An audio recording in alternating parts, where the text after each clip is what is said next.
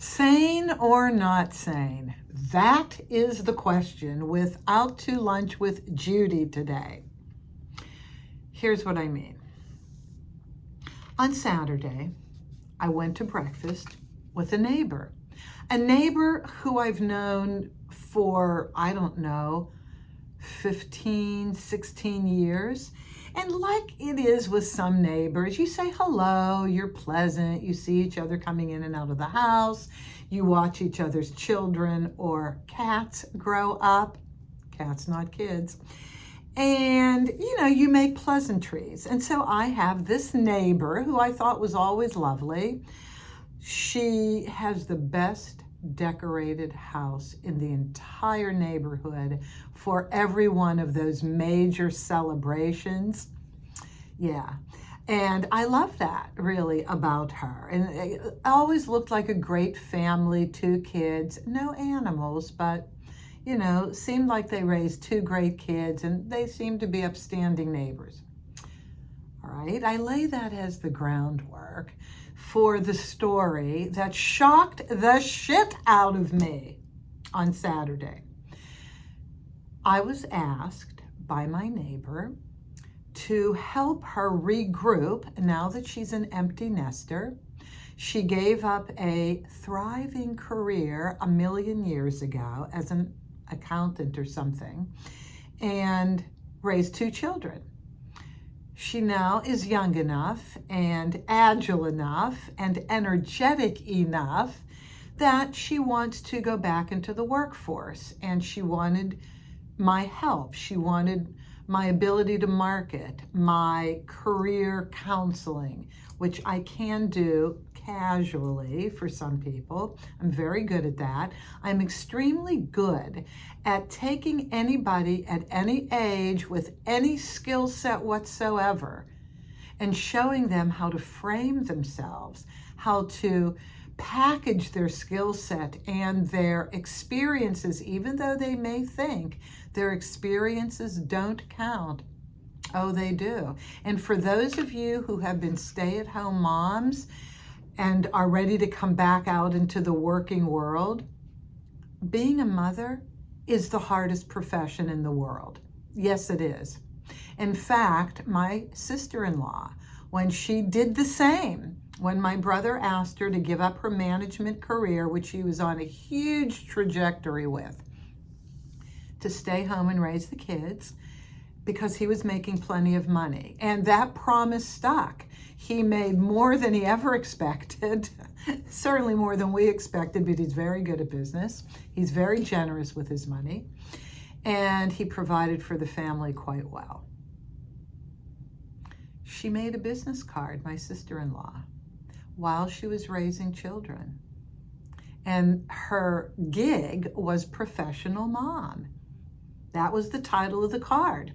And she listed on the card, so professional mom, and then, school representative, play date representative. I forget what she put as her skills and talent, but management of the family budget.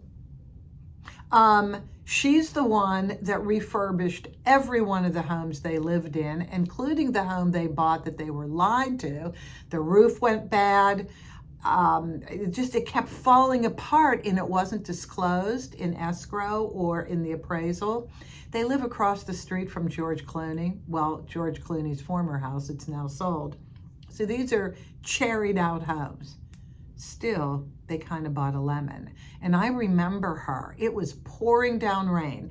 When they first bought this home, it was the beginning of several years of ridiculous rain in the winter, to the point where, oh my God, this is so funny, houses were sliding down the hill. So they're at the bottom of a major hill that goes from the west side to the valley. Like, nobody likes to travel this route.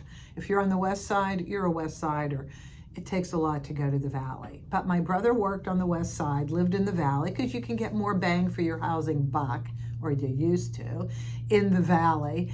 And their home was gorgeous. And George Clooney lived in the valley, for God's sakes. Famous people live in the valley because it's gorgeous in the valley. Okay, San Fernando Valley.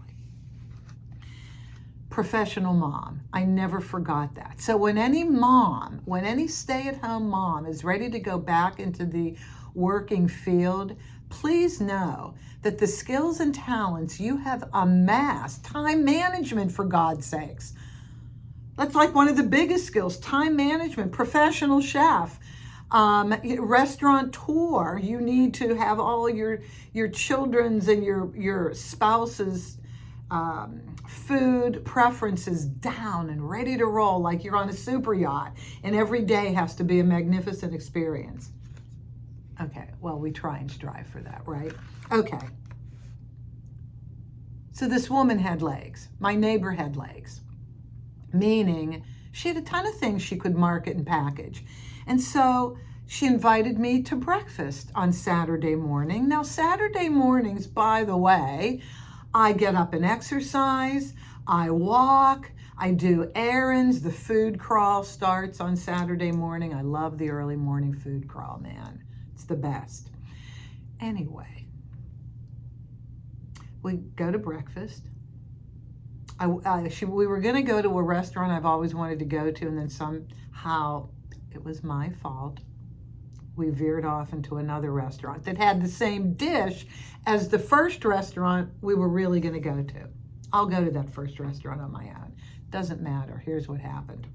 We're at breakfast. It's a lovely looking restaurant. Who knew that 2 crimes were ready to be committed in that restaurant? 2 crimes. The crime of social etiquette and the crime of charging out the MFing ass and not telling your clients. This is going on in Los Angeles, and it's horrible. Let's go back to the social faux pas, shall we? So we're talked a little politics, then I went into an hour of career counseling.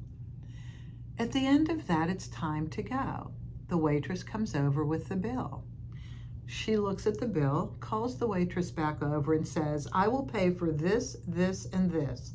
She will pay for the rest. I was in complete shock. I was in social faux pas trauma. I mean, this was a social faux pas of mass proportions. You are asking for somebody's help. You are asking them to provide their time to you and go out and spend money, and you don't give a shit. There's nothing you're going to give back. Life is give and take. We have to give back. I mean, my friend Kathleen is probably rolling over in her countertop grave. Kathleen is an amazing chef at home, but she's like to the nines on social graces. This woman taught etiquette, for God's sakes. Born and raised a Southern girl. She knows everything about etiquette, Kathleen. Right? This was horrible. Nobody should be inviting somebody out to dine with them and then have them pay. That's like having a no-host bar at a wedding. Who does this? People who have no fucking clue about what they're doing does this. I'll give you one better. I was at a professional event of mediators a few years ago. It was on a Friday night. We hadn't met in a few years because of COVID. So now we're at a downtown hotel at 6:30 on a Friday night, and they have a no-host, was it a no-host bar? A no-host bar and no hors d'oeuvres. And we paid a lot of money to go to this event. No hors d'oeuvres. I went up to the woman in charge and I said, my table and I, it wasn't just me, it was everybody I was sitting with at cocktail hour, wanted to know if there were going to be any past hors d'oeuvres, anything coming out. And she looked at me like I had 2 heads. And she said, no, but there'll be a lot of bread on the table when we get in the dining room. No social graces. What is the matter with people? Where were they raised? Don't they watch TV and movies? I mean, there are social graces that we must know, or we seem like assholes. Like we have nothing going for us at all. Okay, well, if that is what it is, then that is what it is. Okay, so that was the first crime. I still haven't gotten over it, and today's Tuesday. Still haven't gotten over it from Saturday. But the second crime, equally bad. And this is something that's running rampant in Los Angeles. Charging to breathe. Basically, that's what it is. Charging you to breathe the air that you're sitting in while you're paying for everything else. Here's what happened. So I order this dish that looks interesting. It's called shakshusa. It's this vegetable stew with 2 poached eggs on top. I mean, it looks really healthy, right? I was into being healthy because God knows I was eating a Dodger donut later on because it was the second day of the World Series. We'll get to that in a second. It's a food day. It was tasteless. It looked beautiful, but it was tasteless. And so I called the waitress over and I said, can I please have maybe like some grated cheese? And she looked at me like I had 2 heads. I'm like, this is a fucking restaurant. Grated cheese. Don't you have any dishes that require grated cheese? Well, yes, but it's Parmesan and then we have to grate it. I'm like, okay, that's fine. We can do that. Or she said, I can just bring you a couple slices. I said, whatever. She brings me 3 thin slices of what looked like American cheese that you buy in the grocery store packaged. Didn't taste like anything. It was ridiculous. Plus, they gave you a slice of artisan bread toast, which looked phenomenal. It was stone cold when it came to the table. I asked for a little butter. They brought me the butter. And I had a latte with almond milk. So my bill was $1 extra for almond milk for the latte, bringing it to $7. $2 for whipped butter, but it wasn't even whipped. It was slices of butter that were so cold you couldn't put it on the cold slice of toast. And $3 for the cheese that wasn't grated, that I couldn't put on the dish because it was, slices. I mean, it was ridiculous. It was such a horrible dining experience, just horrible. And I was telling a friend of mine yesterday about this who said, why don't you just send her a bill for 2 hours of your time? And with a little note, it would have been cheaper to take me to lunch. It would have been cheaper to take me to lunch. Now, this is the woman, by the way, that it really wasn't present in my mind until this went down.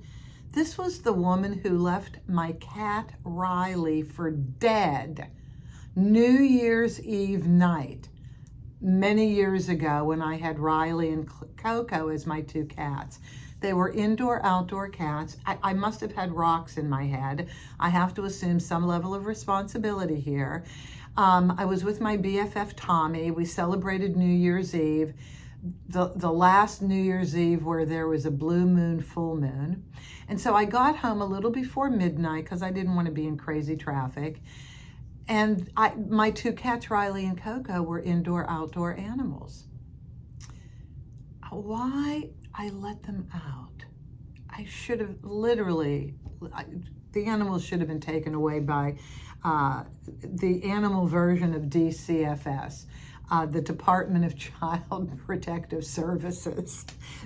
Those 2 cats should have been taken away by Department of Animal Protective Services for letting them out. Coco came right back in. Coco did not want to be out, so Coco's in. But Riley wasn't coming back. Now I'm beside myself. Oh my God, when your animals do not come when you call them and they're indoor-outdoor animals, you feel like the biggest loser. You want to just crawl in a hole and have this tragedy washed over you. Well, Riley got hit in their driveway. She left him for dead, put them on the stoop of a stairwell outside my building, but I wouldn't know it until 3:30 in the morning. I walked outside looking for the animal, and there I saw him whimpering. I did get him operated on. He had a crushed pelvis. I got him back to life, and he was a happy cat after that. It was 6 weeks of convalescence, and the vet beautifully performed the surgery. This is what this happened at her house. Never told me, never mentioned a word until I asked her what happened. Of course, on Out to Lunch with Judy, I had to find out this woman has no grace whatsoever. It's all about her. She's a happy-looking person, cheerful all the time. Beware. You know, sometimes these people are just looking out for them, and they couldn't care less what happens to you. Just be careful. But this is the woman who brought my cat back for dead, didn't knock on my door, didn't let me know, couldn't tell the animal was still breathing. I'm like, now that I say this, I'm repulsed beyond belief. So let's get this back to happy. To end Out to Lunch with Judy today, this is the 4th game of the Dodger-Yankee World Series. It's 3-0 Dodgers. I have had a Dodger donut every single day. Every single day. I smiled like that in case the auto-generated thumbnail picks up a decent expression on my face. Hardest thing to do, man. I'm still trying to figure out the thumbnails. Anyway, the Dodgers are going to win tonight. Why? I cannot eat any more calories. But today, I'm going to do what I did yesterday. I'm slicing it in half. Slice it in half. So we have 2 halves to the sandwich. Then we're putting in my favorite peanut butter, the crunchy, lightly salted, yes, the crunchy, salted, no sugar peanut butter from Trader Joe's, which is my absolute favorite. Part of it will be strawberry, raspberry preserves, and the other part will be strawberry preserves. Go Dodgers, go social etiquette. Ask everybody in every restaurant, are they charging you for water, for bread, for butter, for anything? You've got to ask now, because this is, it's just taking advantage gone rampant. But that's okay. We can deal. We have our act together.